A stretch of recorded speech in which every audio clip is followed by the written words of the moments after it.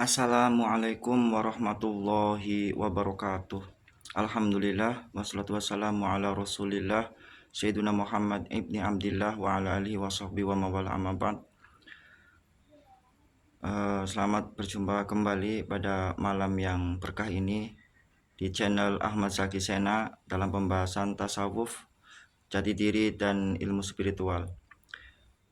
Yang kami muliakan dan kami takdimi guru mursyidku dan juga guru pembimbing-pembimbingku, dan juga yang kami cintai, yang kami banggakan pada saudara-saudara, teman-teman, sedulur, rekan-rekan seperjuangan, sefrekuensi dan pecinta ilmu tentunya semuanya ya. Semoga selalu dalam limpahan kesejahteraan, keselamatan, dan kesehatan yang sempurna lahir batin.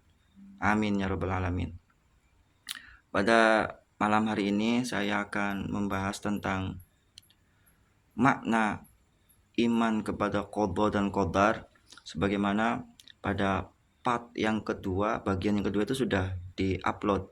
Tapi pada bagian yang pertama itu ada terjadi kegagalan, error. Akhirnya saya merasa ada sedikit kepedulian atau tanggung jawab untuk mengupload kembali video yang sebelumnya yang gagal itu.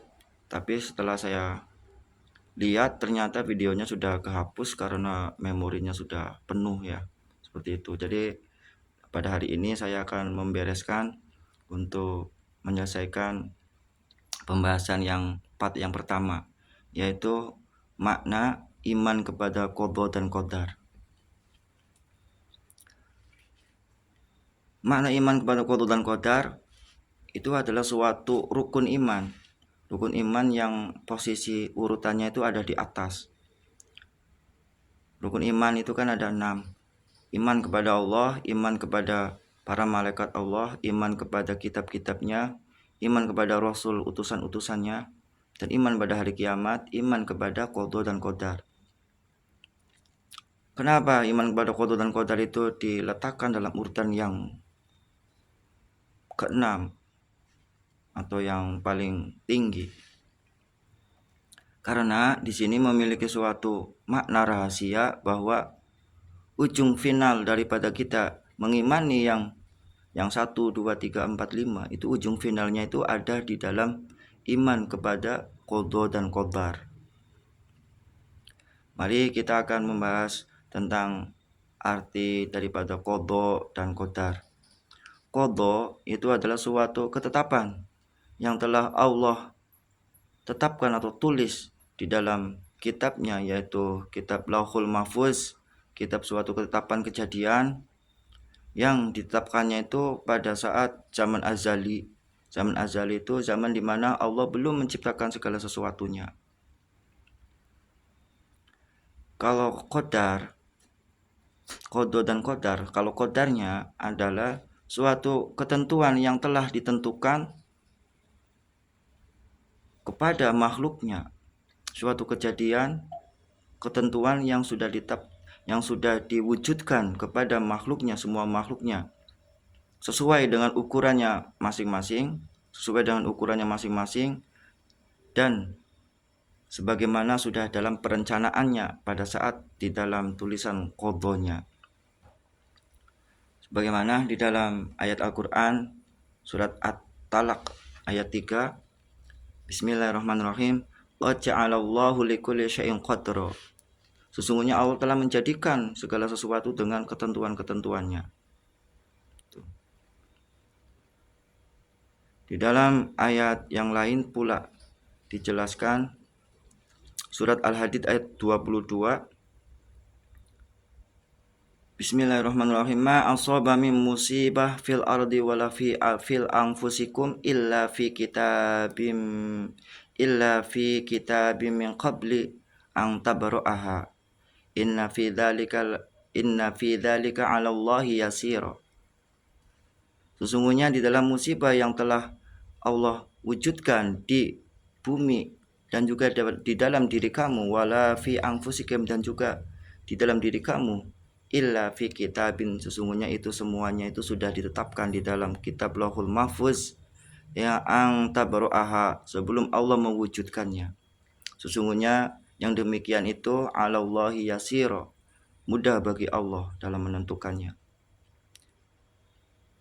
Di dalam ayat yang selanjutnya Ar-Ra'd ayat 39 pun Allah itu menetapkan suatu ketetapan dan ketentuan, qada dan qadarnya itu Allah mampu untuk menetapkan dan menghapusnya. Untuk menetapkan dan menghapusnya. Dalam arti di sini akan kita ada istilah dua takdir, ada takdir mubrom dan ada takdir mu'allaq. Ada takdir yang ditetapkan akan diwujudkan, ada takdir yang sudah ditulis namun dihapus oleh Allah, itu namanya takdir mu'allaq. Karena Allah dalam sifat jaiznya itu adalah sifat jaiz Allah itu adalah fi'lul mumkini aw tarkuhu.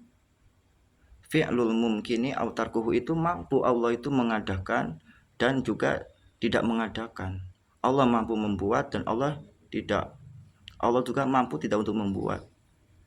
Tapi dalam tidak membuatnya itu bukan berarti Allah itu tidak kuasa, karena Allah itu memiliki wewenang, kehendak, kudrat dan iradnya, keinginannya dan kekuasaannya itu menandakan tidak ada sesuatu yang memaksa, tidak ada sesuatu yang menekan Allah, mengancam Allah. Allah memiliki wewenangnya sendiri.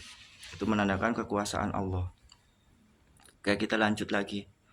Bahwa makna iman qada dan qadar itu adalah perwujudan daripada keimanan kita sampai di mana.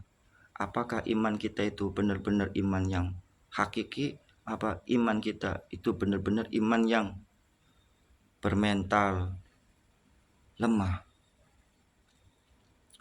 Kalau terpaan suatu logam, kalau logam itu adalah emas, diterpa apapun tetap menjadi emas. Kalau memang iman kita itu kuat, itu diterpa apapun akan tetap menjadi kuat. Karena segala sesuatu musibah yang Allah tetapkan itu adalah sebagai cambuk motivasi, cambuk penyubur untuk keimanan yang kuat. Ada terpaan hinaan, ada terpaan cacian, ada terpaan fitnahan. Itu semuanya itu adalah untuk mengukuhkan kita sampai di mana iman kita. Dalam ayat yang lain, untuk kita lebih mengimani qada dan qadar itu, dalam surat Al-Quran, surat Al-Ankabut ya, surat Al-Ankabut, Bismillahirrahmanirrahim. Ahasiban nasu ayyutraku ayyaqulu amanna wa hum la yuftanun. Apakah engkau mengira, wahai manusia, engkau mengatakan saya telah beriman, sedangkan mereka tidak diuji dari ucapannya itu. Jadi kalau mereka mengatakan iman, akan Allah uji. Apakah benar-benar beriman? Apakah cuma di mulut? Apakah benar-benar imannya itu masuk ke dalam hati? Dan macam-macam ujiannya pun Allah dijelaskan di dalam surat, ya, di dalam ayat Al-Quran dijelaskan di dalam surah Al-Baqarah ayat 155 dan 156. Bismillahirrahmanirrahim. Walanabluwannakum bisyai'im minal khawfi wal ju'i wa naqsim minal amwali wal anfusi was samarat wa basyiris syabirin alladzina idza asabathum musibah qalu inna lillahi wa inna ilaihi raji'un. Yang terjemahannya, walanabluwannakum bisyai'im, sesungguhnya Allah akan menimpa suatu ujian kepada sesuatu itu dari apa? Minal khawfi, dari ketakutan, wal ju'i, dari kelaparan, wa naqsim minal amwal, dan dari kekurangan harta, digoyang hartanya, wa naqsim minal amwali wal anfus, dan kekurangan nyawa. Kekurangan nyawa itu adalah ditimpa suatu ujian, meninggalnya seseorang. Wasamarat, dan juga kekurangan buah-buahan atau perniagaan atau bisnisnya diuji. Wabasiri syabirin, dan beritakanlah berita gembira kepada orang-orang yang sabar. Orang-orang yang sabar adalah orang yang mengatakan alladzina idza asabathum musibah, apabila ia ditimpa ujian oleh Allah, qalu, ia mengatakan inna lillahi wa inna ilaihi raji'un. Tapi kata-kata ini adalah bukan dari ucapan, tapi memang benar-benar kesadaran daripada hati. Sesungguhnya kita berasal dari Allah dan akan kembali kepada Allah. Inna lillahi wa inna ilaihi raji'un. Dan pun pula kita harus mengetahui bahwa yang namanya ujian atau musibah itu bukan yang sifatnya tidak mengenakan saja, atau yang menyakitkan, atau yang membuat duka, sedih, tidak mengenakan kita. Yang namanya ujian itu adalah yang sifatnya kebahagiaan, sifatnya kesenangan, hiburan, kenyamanan pun itu adalah termasuknya adalah ujian. Sebagaimana di dalam Al-Quran surat Al-Anbiya ayat 35 jelaskan ya potongannya, wa nabluukum bisyarri wal khair fitnah wa ilaina turja'un. Sungguh akan kami timpakan kepada kalian bisyarri wal khairi, dengan keburukan dan kebaikan. Keburukan dalam arti di sini adalah musibah yang tidak mengenakan menurut jiwa nafsu manusia, dan wal khairi, dan juga ujian yang berupa kebahagiaan. Semuanya adalah fitnah, ujian. Wa ilaina turja'un, dan akan kembali kepada Allah. Jadi yang namanya musibah dan ujian itu adalah segala sesuatu yang akan menguji keimanan kita. Makanya tiada lain tiada bukan sikap kita itu adalah sabar. Makanya sabar itu dalam istilah di sini itu bukan hanya sabar dalam menerima suatu keadaan yang menyakitkan, yang tidak mengenakan saja. Sabar itu ada 3 tingkatan. Tingkatan yang pertama itu derajatnya 300 derajat. 300 derajat. Sabar yang kedua itu tingkatannya 600 derajat. Sabar yang ketiga itu adalah tingkatannya 900 derajat. Apa itu? Tingkatan yang pertama, sabar dalam menghadapi musibah, itu 300 derajat. Yang kedua, sabar mengerjakan amal soleh, ketaatan. Itu pula membutuhkan kesabaran. Sabar yang ketiga itu adalah menjauhi atau meninggalkan perbuatan-perbuatan maksiat yang menimbulkan dosa yang dimurkai dan menjadi suatu noda dalam hati kita, memperkeruh dalam hati kita.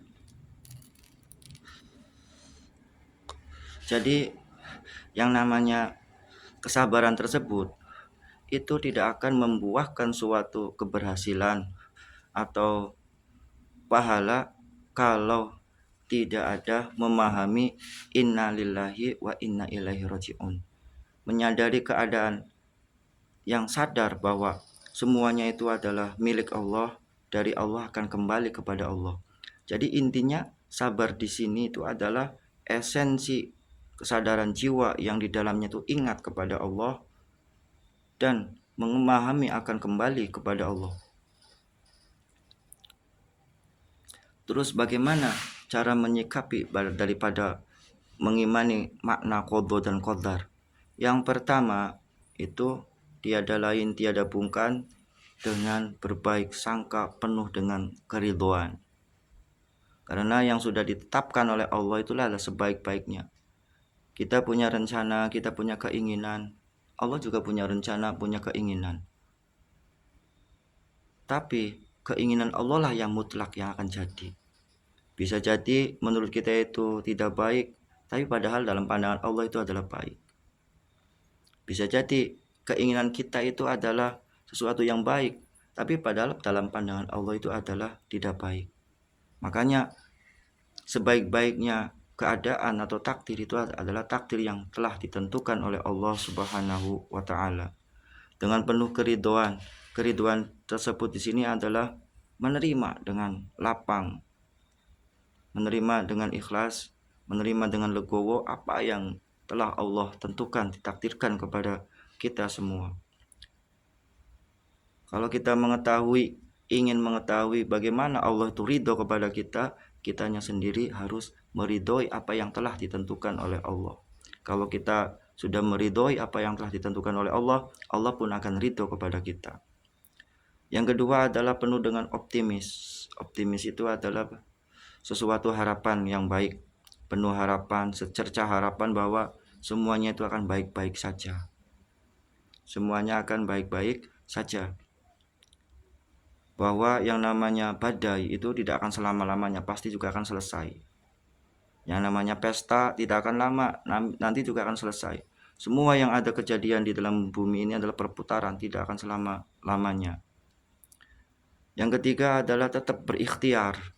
Berikhtiar dalam arti di sini adalah menyelesaikan sesuatu permasalahan, menyelesaikan sesuatu keadaan yang kurang nyaman menjadi nyaman. Menyelesaikan dalam arti ada masalah, kita selesaikan dengan ikhtiar, dengan perbuatan baik. Ada masalah, kita keluarganya sakit, kita selesaikan dengan cara berobat.